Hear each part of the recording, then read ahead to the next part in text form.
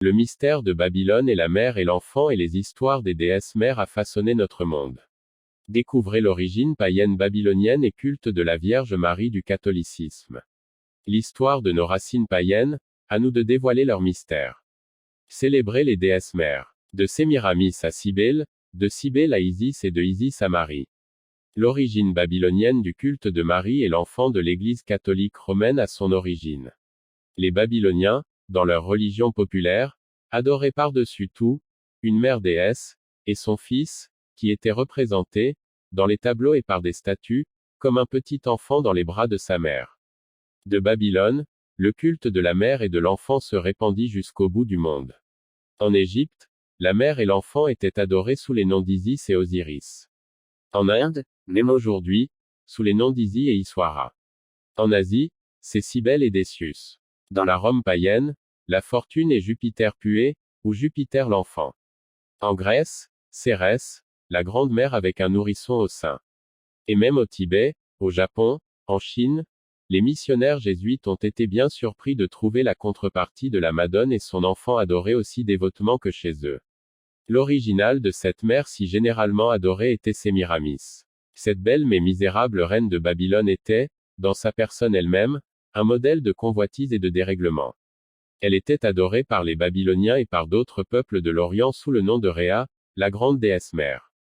Elle a été adorée avec des rites tellement odieux qu'elle a été identifiée à Vénus, la mère de toutes les impuretés, et qu'elle a élevé la cité même où elle régnait à une honteuse supériorité parmi les nations. Sémiramis est le nom d'une reine de Ninive et de Babylone, l'une des femmes les plus célèbres de l'histoire. Elle est devenue le type de la femme grande et puissante, de la reine dominatrice, fondant et administrant des villes et conquérant des empires lointains. Sémiramis, reine et fondatrice légendaire de Babylone. Elle aurait fait construire les célèbres jardins suspendus de Babylone. C'était du fils, cependant, qu'elle tenait toute sa gloire et tous ses titres à la déification. Ce fils, quoique représenté comme un enfant dans les bras de sa mère, était une personne d'une grande stature, d'une immense force corporelle, et de manière séduisante. Dans la Bible, il est désigné sous le nom de Tammuz, Ézéchiel 8, 14, mais les écrivains classiques l'appellent d'ordinaire du nom de Bacchus, c'est-à-dire le regretté.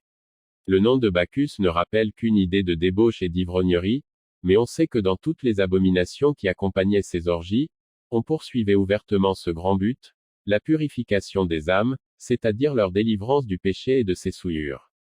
Le Dieu regretté qu'on exposait et qu'on adorait sous la forme d'un petit enfant dans les bras de sa mère paraît avoir été le mari de Sémiramis, dont le nom, Ninus, par lequel il est ordinairement connu dans l'histoire classique, signifie littéralement « le fils ». Comme Sémiramis, la femme, était adorée sous le nom de Rhea, dont le caractère distinctif était celui de la grande mère déesse, la réunion de l'épouse avec l'époux sous le nom de Ninus ou le fils explique l'origine du culte étrange de la mère et du fils si répandu parmi les nations de l'Antiquité. C'est l'explication du fait que Ninus soit quelquefois appelé l'époux, et quelquefois le fils de Sémiramis. C'est aussi ce qui explique l'origine de la même confusion des rapports qu'il y avait entre Isis et Osiris, la mère et l'enfant des Égyptiens, car Osiris était représenté à la fois comme le fils et le mari de sa mère, et portait comme titre de dignité et d'honneur le nom de « mari de la mère ». Or, ce Ninus, ou le fils, porté dans les bras de la mère babylonienne, est décrit de telle manière que nous pouvons l'identifier à Nimrod. Le culte de la déesse mère est peut-être la manifestation la plus ancienne du concept de divinité. Essentiel et omniprésent dans l'histoire de l'homme, il constitue un des thèmes majeurs à l'origine des religions et des civilisations. Sémiramis, Isis, Astarté, Vierge à l'enfant Aphrodite, Cybèle Vierge Marie le culte de la déesse mère, manifestation la plus ancienne du concept de divinité. Les adorateurs d'Ishtar l'appelaient « la Sainte Vierge » et ils la priaient d'intercéder auprès des dieux irrités. De Babylone le culte de la mère et de l'enfant se répandit jusqu'au bout du monde. Ce prototype babylonien est la source du culte ultérieur des déesses mères. Le symbolisme de la Vierge à l'enfant très présent en Égypte et dans des religions aussi opposées que le catholicisme et le bouddhisme, hindouisme pourrait s'expliquer par cette origine commune. On retrouve dans la vénération de Marie de nombreuses traces du culte païen de la divine mère.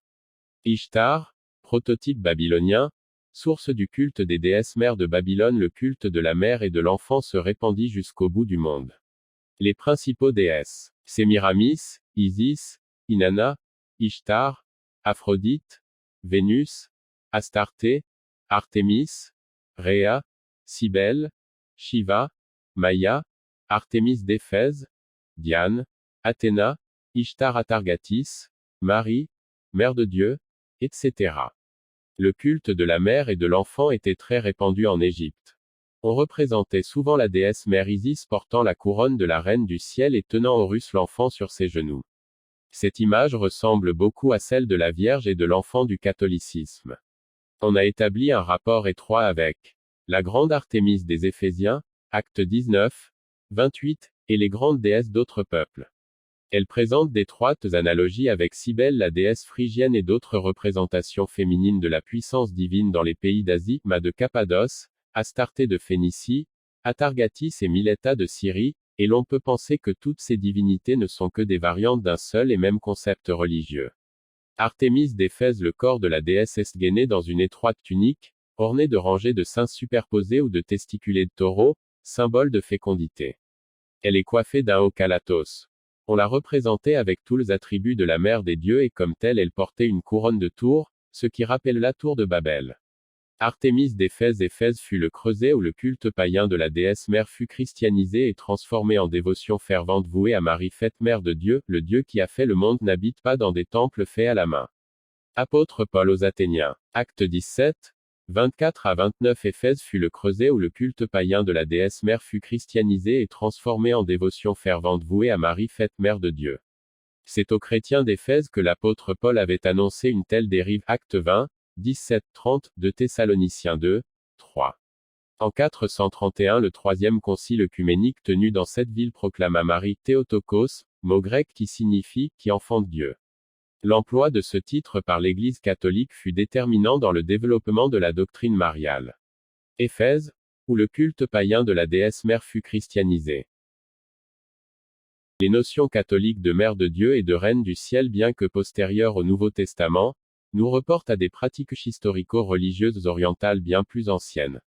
Dans un guide de visite sur la ville d'Éphèse, il est écrit qu'on peut découvrir des traits de la personnalité de la déesse mère, Cybèle, Artémis, et ses particularités chez la Vierge Marie. Par exemple, les statues d'Artémis la représentent souvent les bras tendus vers l'avant, et sous un aspect d'abondance et de richesse, telle la Vierge Marie. Ce trait de ressemblance est très significatif dans la tenue et la portée de la personne. L'honneur porté à la Vierge Marie à Éphèse était une forme actualisée de l'ancien culte païen de la Vierge Mère pratiqué en Anatolie. Ces traces sont trop nombreuses et précises pour que l'on puisse parler de coïncidence. Le culte de la mère et de l'enfant était très répandu en Égypte. On représentait souvent la déesse mère Isis portant la couronne de la reine du ciel et tenant Horus l'enfant sur ses genoux.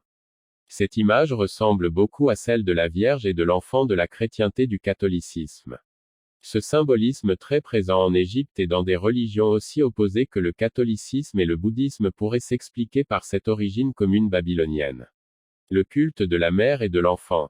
Très répandu en Égypte. L'image d'Isis portant la couronne de la reine du ciel et tenant Horus l'enfant sur ses genoux ressemble beaucoup à celle de la Vierge et de l'enfant de la chrétienté. Faut-il s'incliner devant une déesse mère pour prier Dieu? La similitude entre les cultes des déesses mères, les statues et les titres n'est pas une simple coïncidence, même les titres conférés à Marie rappellent les déesses mères païennes. Ishtar était acclamée comme Sainte Vierge, ou la Mère miséricordieuse qui écoute les prières. Isis et Astarté étaient appelées Reine du ciel. Cybèle était dénommée Mère de tous les bienheureux. Tous ces titres sont attribués, avec des variantes à Marie, la Bienheureuse Vierge. Les religions, une origine commune babylonienne. Les pratiques religieuses sont souvent, pour des communautés ou des individus, en des circonstances difficiles de la vie, un moyen de libération de l'émotion. On peut espérer qu'un examen objectif des faits se rattachant à ces pratiques sera utile à eux qui cherchent à interpréter de tels phénomènes. La Bible en effet nous encourage à vérifier toutes choses. 1 Thessaloniciens 5, 21.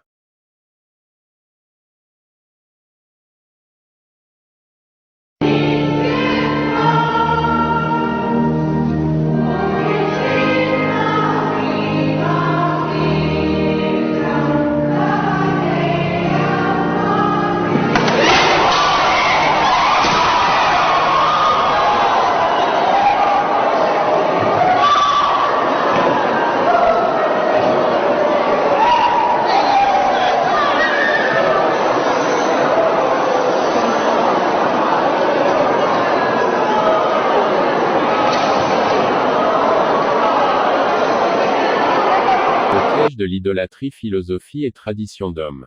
Colossiens 2, 8. Prenez garde que personne ne fasse de vous sa proie par la philosophie et par une vaine tromperie, s'appuyant sur la tradition des hommes, sur les rudiments du monde, et non sur Christ. Ceux qui sont au service des idoles se sont fait séduire, mais tant qu'ils sont en vie, il y a encore espoir pour que Dieu retire le voile de leur ignorance, car ils sont tombés dans le piège de l'idolâtrie. Ils sont spirituellement ivres. L'idolâtrie est un péché grave aux yeux de Dieu et elle conduit les gens qui les pratiquent tout droit en enfer. Psaume 97, 6. Les cieux publient sa justice, et tous les peuples voient sa gloire. 7. Ils sont confus, tous ceux qui servent les images, qui se font gloire des idoles. Tous les dieux se prosternent devant lui. Exode 20, 3. Tu n'auras pas d'autre Dieu devant ma face. 4. Tu ne te feras point d'image taillée, ni de représentation quelconque des choses qui sont en haut dans les cieux, qui sont en bas sur la terre, et qui sont dans les eaux plus bas que la terre. 5. Tu ne te prosterneras point devant elles, et tu ne les serviras point, car moi, l'Éternel, ton Dieu, je suis un Dieu jaloux, qui punit l'iniquité des pères sur les enfants jusqu'à la 3e et la 4e génération de ceux qui me haïssent. Jonas 2, 8. Ceux qui s'attachent à de vaines idoles éloignent de la miséricorde. Habacuc 2, 18. À quoi sert une image taillée, pour qu'un ouvrier la taille? À quoi sert une image en fonte et qui enseigne le mensonge, pour que l'ouvrier qui l'a faite place en elle sa confiance, tandis qu'il fabrique des idoles muettes? 19. Malheur à celui qui dit au bois: lève-toi. À une pierre muette: réveille-toi, donnera-t-elle instruction? Voici, elle est garnie d'or et d'argent, mais il n'y a point en elle un esprit qui l'anime. Jérémie 16, 19. Éternel, ma force et mon appui, mon refuge au jour de la détresse.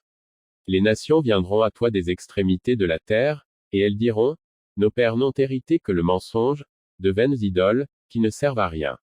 Jésus nous a mis en garde concernant les religions de ce monde idolâtre. Il les compare comme étant des portes larges spacieuses et des chemins, parce qu'elles ont été fabriquées par d'hommes et par la puissance du séducteur le diable pour conduire les gens à la perdition, c'est-à-dire en enfer.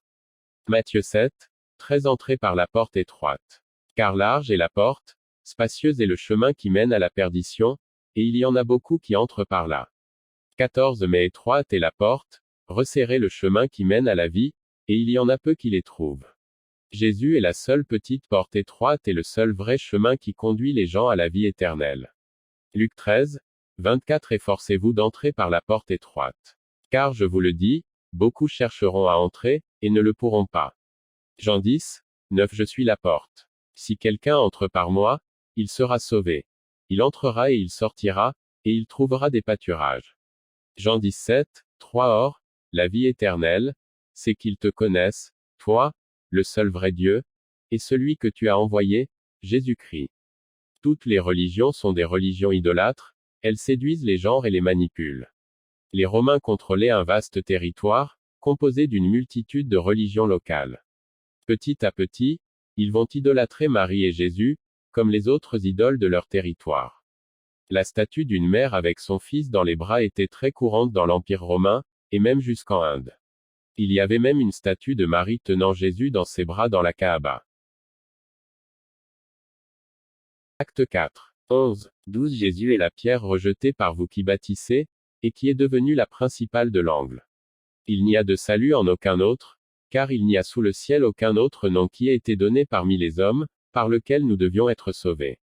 Ésaïe 28, 16. C'est pourquoi ainsi parle le Seigneur, l'Éternel: voici, j'ai mis pour fondement en Sion une pierre éprouvée, une pierre angulaire de prix, solidement posée, celui qui la prendra pour appui n'aura point hâte de fuir.